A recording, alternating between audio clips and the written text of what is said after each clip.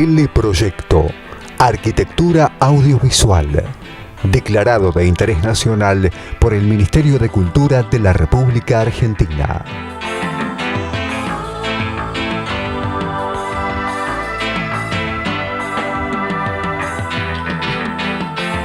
Dirección General, Francisco Fasano.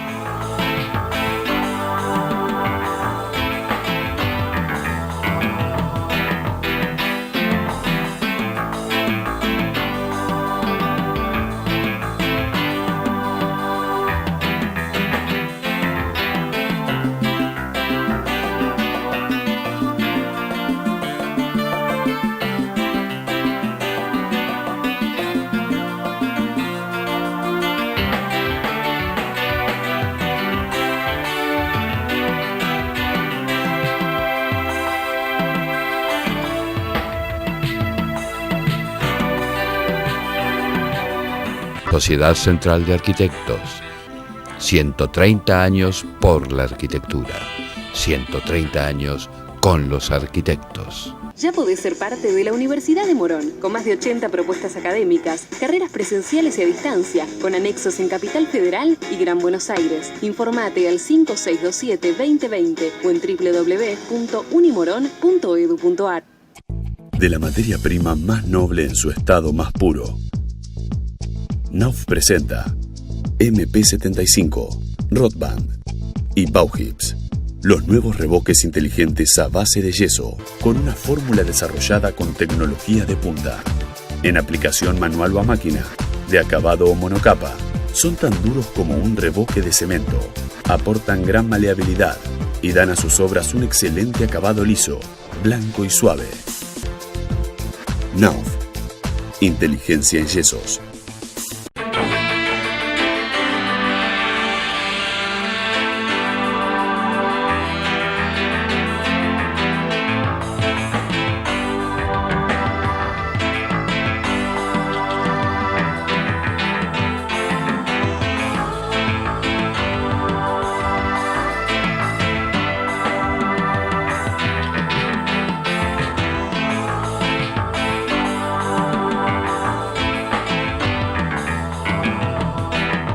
Archivos Activos es la solución integral en equipamiento para empresas, muebles, panelería, sillas y sillones, todos con la mejor terminación del mercado. Archivos Activos, muebles de trabajo.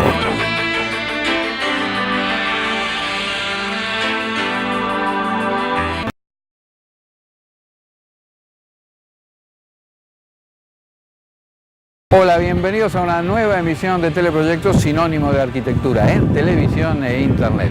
Hoy compartiremos un programa homenaje al arquitecto Togo Díaz, quien hubiera cumplido 90 años el pasado 22 de abril.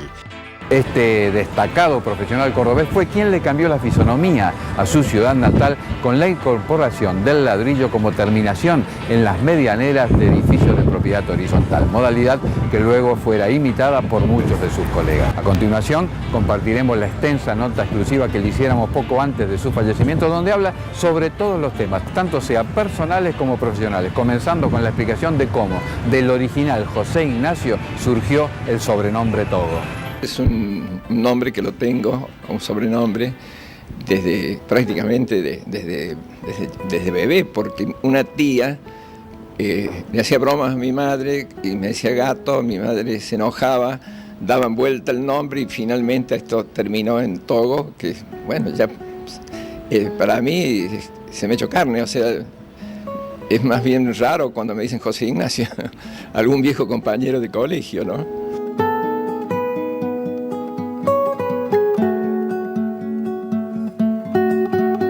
Hablamos de la infancia y entonces empecemos contando. Vamos a meternos un poquito en la persona. ¿Cómo era tu familia? Si tenías hermanos. Nosotros hemos sido 6 hermanos, todos bastante más chicos que yo. Es decir, una hermana, yo le llevaba 10 años. Y de ahí siguen los otros. Algunos, tengo incluso una media hermana monja, que le llevo 30 años, para darte una idea. ¿Cómo era tu papá? Bueno, mi padre era un hombre de campo, porque mi abuelo también era una persona de campo, tenían campo acá pegado a la ciudad de Córdoba, eran consignatarios de hacienda. Y mi padre era un hombre muy de a caballo, de domar, etcétera, cosa que yo no soy. Yo le tengo mucho respeto al caballo, quizás porque los caballos que tenía mi padre eran caballos bravos. Esa es la historia, ¿no? Y por mi madre, mi abuelo era un comerciante gallego que vino de muy pequeño y que, bueno, desarrolló una posición importante en la ciudad, como ser de los fundadores del diario Los Principios, un diario que ya no existe, un diario católico.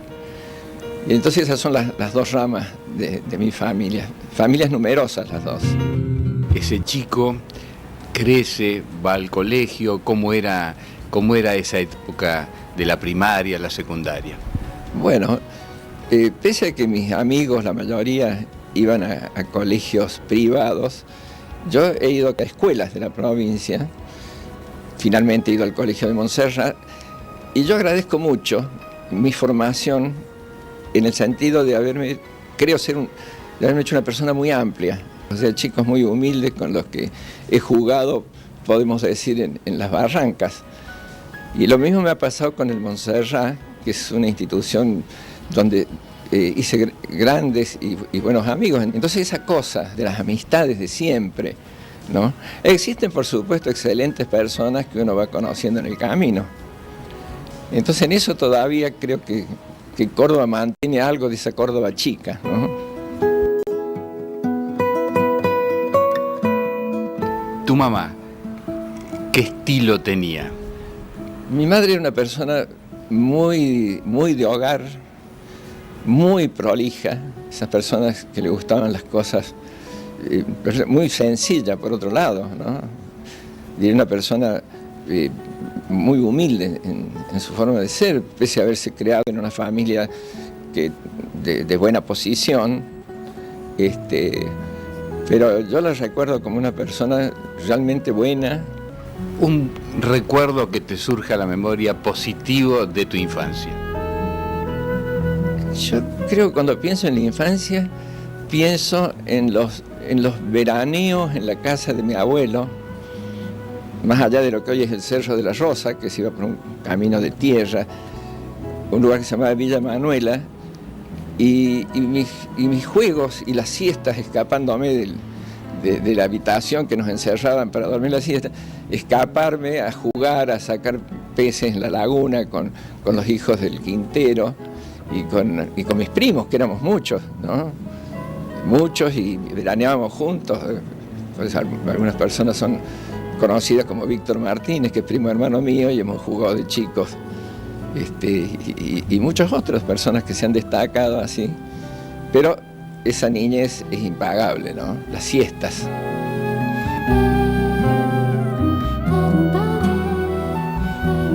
¿Y un recuerdo negativo de esa época? Y negativo de esa época, quizás la muerte prematura de mi madre, de un hermano mío que falleció. Él era muy jinete como mi padre, y un accidente de caballos precisamente, y murieron. Tenía 2 años menos que yo, y en ese entonces tenía 17 años. Eso fue muy mal recuerdo de mi niñez, ¿no? Como ya señalamos en la presentación, el arquitecto Tobo Díaz era un gran dibujante y acuarelista. Quisimos conocer quiénes fueron sus maestros y cuándo comenzó esta pasión que lo acompañó a lo largo de todo su existir. En el secundario, un maestro Vargas nos enseñaba básicamente a acuarelar. En el Montserrat, un profesor de dibujo, excelente pintor, un surrealista increíble que era Cutaret.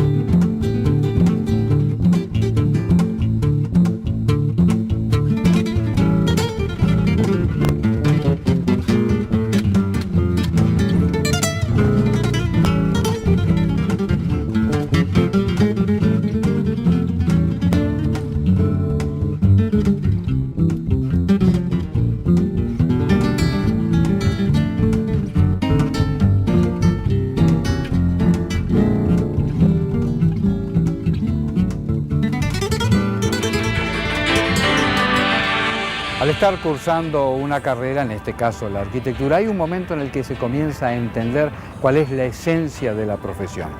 ¿En qué momento se produjo este punto de inflexión en el destacado arquitecto cordobés?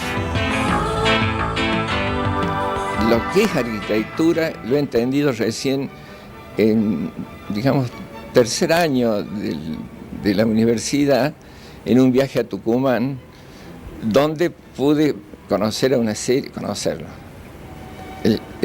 Yo sabía quién eran todos ellos, Catalano, Caminos, Sacriste especialmente, Vivanco, toda esa gente que pude ver obras de ellos. Y creo que descubrir la arquitectura fue cuando entré a una casa de Sacriste, la Casa Gómez Omil, una casa que ya no es la Casa Gómez Omil, una casa de bóvedas cruzadas en un terreno no muy ancho y que subsiste en muy buen estado. Y curiosamente, quizás en el último o penúltimo cumpleaños de Sacriste, yo estaba por una obra en Tucumán y me invitó Sacriste a este cumpleaños de él, de muy poca gente. Y al lado había un señor grande y hablando le digo, mire, yo de Sacriste admiro mucho su obra y sobre todo la obra Gómez Omil. Me dice, yo soy Gómez Omil. O sea que la fiesta de Sacriste fundamentalmente había clientes de él, unos pocos clientes, claro, cumplía los 90 y tantos, o sea que... Pero creo que ha sido un maestro admirable, Sacriste, lo que ha dejado realmente. Y entrar a la Casa Gómez Omil, pero caramba, esta es la arquitectura. Y quizás desde ahí viene que yo hago la arquitectura de adentro para afuera.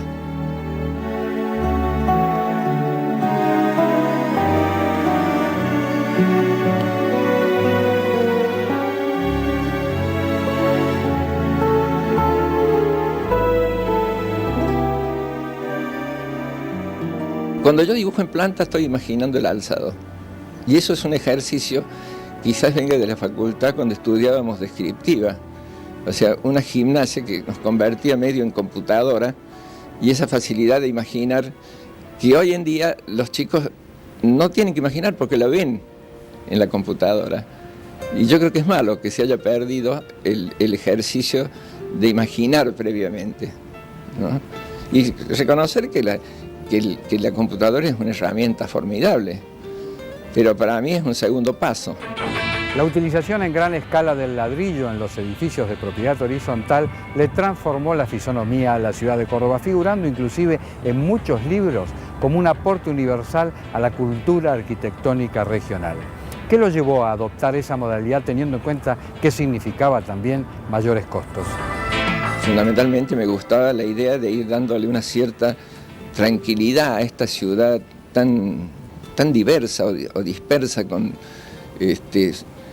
el tema muy feo de las fachadas destinadas a recibir un edificio que convertían la ciudad en una ciudad de planos blancos.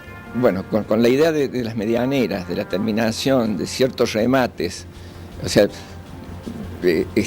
fue incrementándose en mí y en mis socios, por supuesto, la idea de buscar sitios próximos, de relacionarlos. Muchas veces hay edificios que uno cree que es una obra única. No, ha sido primero la esquina, 4 años después la obra del lado, y hay algunos casos, generalmente cuando era al lado, directamente continuaba con ciertos cambios de ritmo la misma fachada. Entonces, diría que fue sin querer queriendo, como diría el Chavo, ¿no? Porque se fue dando, y después se fue dando también que la gente, los arquitectos, empezaron a adoptar también el ladrillo, lo cual creo que ha sido al final el mayor logro, ¿no? ¿Y por qué es bueno lo de las medianeras? Porque contra lo que se cree, con los cambios de código, los costados, no han sido cubiertos por edificios. Al cambiar códigos, por ejemplo en el centro, que se redujo la altura de 36 a 20 y tantos metros, han quedado como fachadas. O sea que la gente hoy está preocupada en trabajar esas medianeras como fachada, introducir ventanas con vidrios fijos, porque es muy probable que no se cubran totalmente, ¿no? y le da una facilidad al arquitecto que va a trabajar al lado de poder hacer retiros, de mover con más libertad su arquitectura.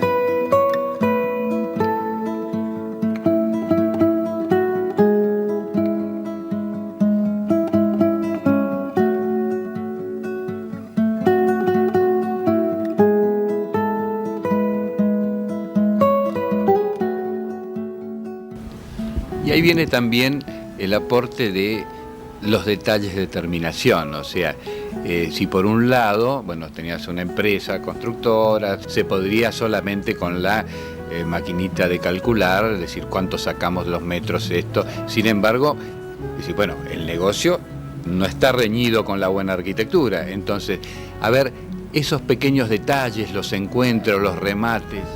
Bueno, creo que has dicho bien eso, porque en mi empresa finalmente fue un rédito de publicidad, gastar en cosas que aparentemente eran costosas, como terminar una medianera es más costoso que revocarla, sin ninguna duda.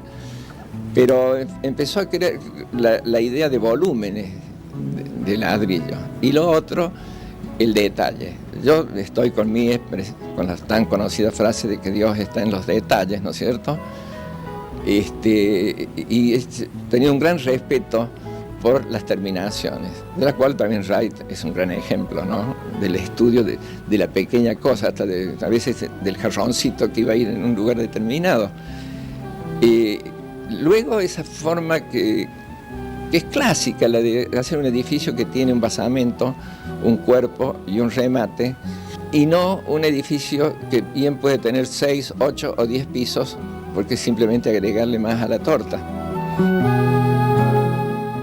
Entonces, ese gusto por el detalle, que en las viviendas lo aplico muchísimo también, bueno, me fue llevando a hacer esta cosa de sumar y quizás de armonizar, pero a la vez manteniendo la individualidad.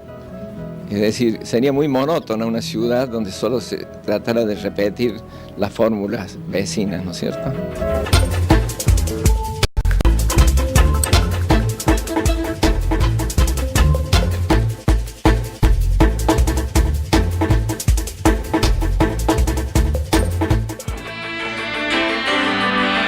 Togo fue un gran admirador de Frank Lloyd Wright y eso surge en todo momento en nuestro diálogo. ¿Cuáles fueron esas enseñanzas que extrajo del gran maestro norteamericano? Él le da un gran valor al espacio interior, que queda clarito en su gusto, no solo del espacio, sino del diseño, hasta de los radiadores de calefacción, los pequeños adornos. O sea, esa es la arquitectura que a mí me gusta, la arquitectura integral.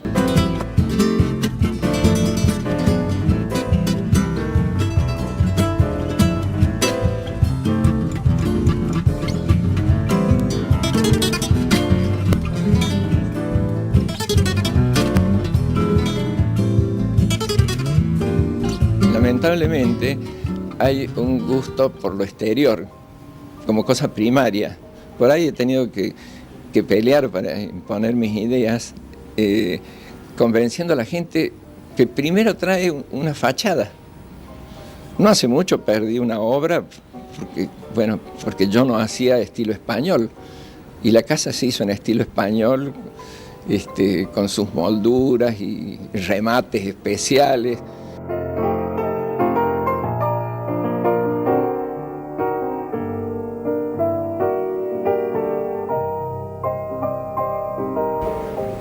¿Cómo eras como estudiante? Yo como estudiante en el secundario, en los primeros años, era malísimo. Yo no era un buen alumno, como se puede pensar. Llevaba materias a marzo, hacía travesuras como prenderle fuego con papeles a mi compañero que estaba delante. O sea, estaba lejos de ser un modelo. En los últimos años de este Montserrat tan querido, sí, saqué los promedios, los rendí, pero también te debo decir que en la universidad, si bien no saqué nunca malas notas, yo hice la carrera en muchos años. Soy un pésimo ejemplo, porque trabajaba, tenía empresa constructora ya desde los primeros años, necesitaba hacerlo y me gustaba hacerlo.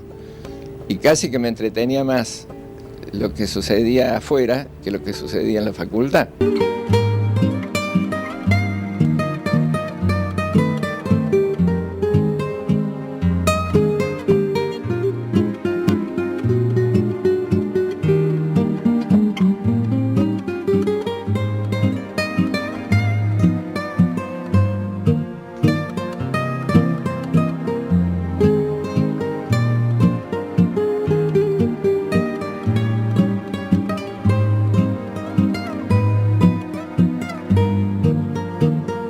A mí me gusta proyectar la obra hasta el último detalle y detesto los cambios en obra, salvo algunas pequeñas cosas que me las reservo, como puede ser la chimenea, esa cosa tan querida para Wright, ¿no es cierto?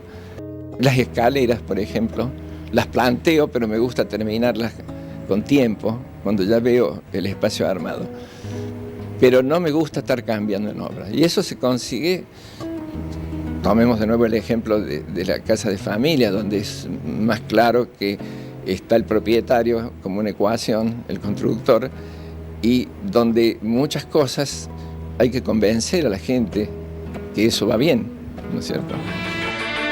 La vivienda individual fue otra de sus pasiones. Quisimos conocer su opinión sobre la arquitectura que se está desarrollando en estos momentos en la Argentina. Esto le respondía Togo Díaz a Teleproyecto.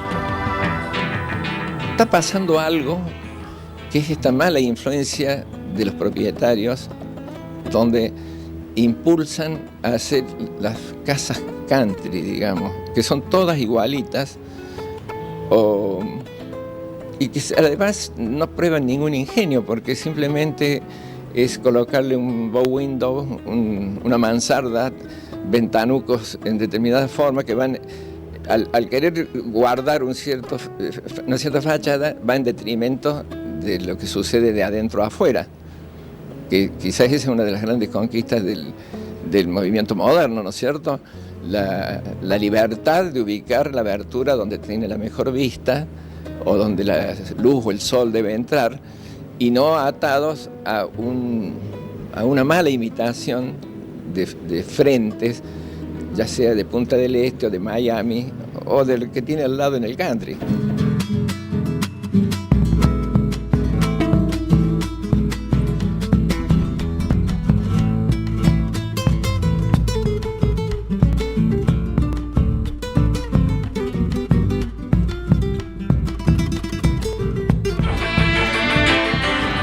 Su permanente avidez por profundizar sobre los principios de la arquitectura y bucear en las enseñanzas que los fundadores del movimiento moderno dejaron para el futuro, lo llevaban a redescubrir y a actualizar a muchos clásicos. Hace poco he redescubierto un arquitecto que yo admiraba mucho y que está como olvidado hoy, que es Breuer. Breuer es un maestro extraordinario, un creador de fórmulas para la arquitectura. Las casas de Breuer, si uno se fija bien, con sistemas en la forma de conectar un volumen del diario, otro volumen de los dormitorios, con un puente, con un encuentro. Toda esa forma de articular que a mí me ha influido mucho realmente.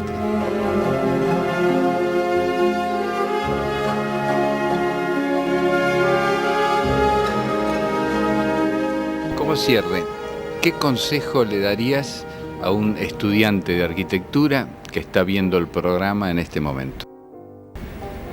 Bueno, lo primero, que no solo hacer arquitectura, sino en todos los órdenes de la vida, que sea honesto.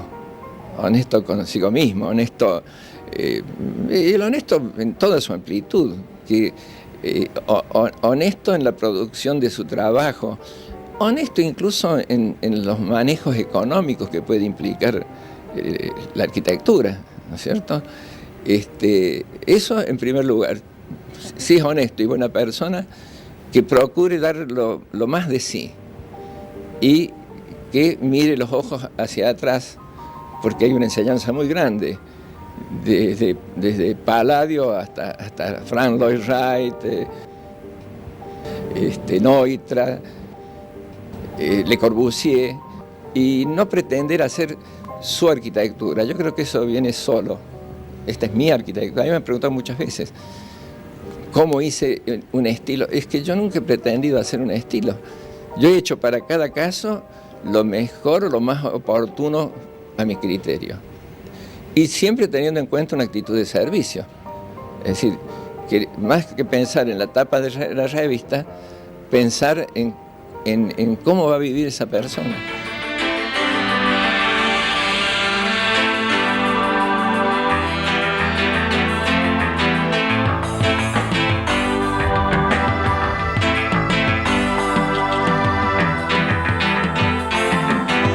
Y de esta forma vamos llegando al final del presente programa de colección homenaje al arquitecto Togo Díaz, el profesional que le cambió la fisonomía a la ciudad de Córdoba con la incorporación del ladrillo como terminación en las medianeras de los edificios de propiedad horizontal. Como pudimos apreciar en el extenso diálogo que mantuvimos poco antes de su fallecimiento, sus inquietudes abarcaban muchísimos temas, todos plenos de conceptos y de pasión. Un programa de colección que deberemos de tener presente permanentemente para aplicar sus enseñanzas al ejercicio profesional. Un legado para estudiantes y también para colegas, donde la arquitectura fue hasta sus últimos días una forma y filosofía de vida. Nos quedamos con su sencillez y calidez, destacando el último de sus conceptos, ser honestos en todo aquello que emprendamos. Bueno, por hoy nada más, nos despedimos hasta cualquier momento en nuestro sitio en internet, lugar desde donde también podrán ver este y otros programas en tiempo real cada vez que lo deseen. Será hasta entonces.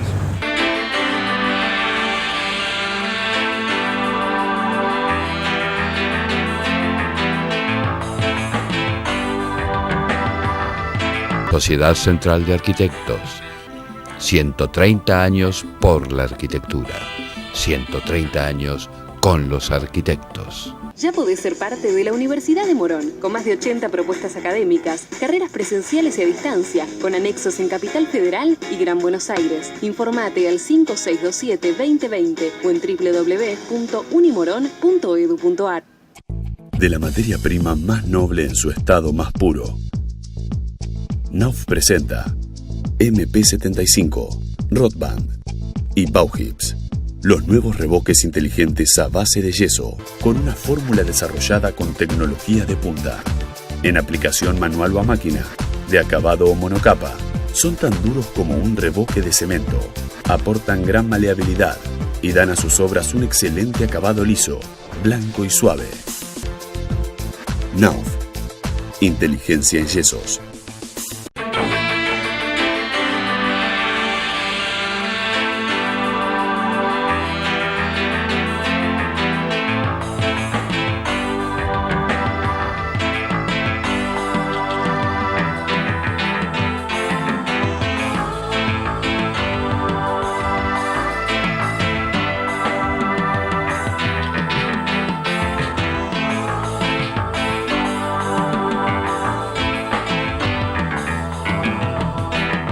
Archivos Activos es la solución integral en equipamiento para empresas.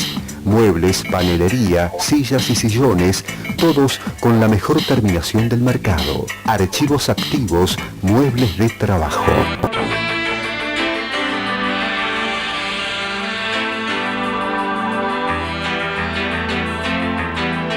Fue una producción de Teleproyecto, www.teleproyecto.com.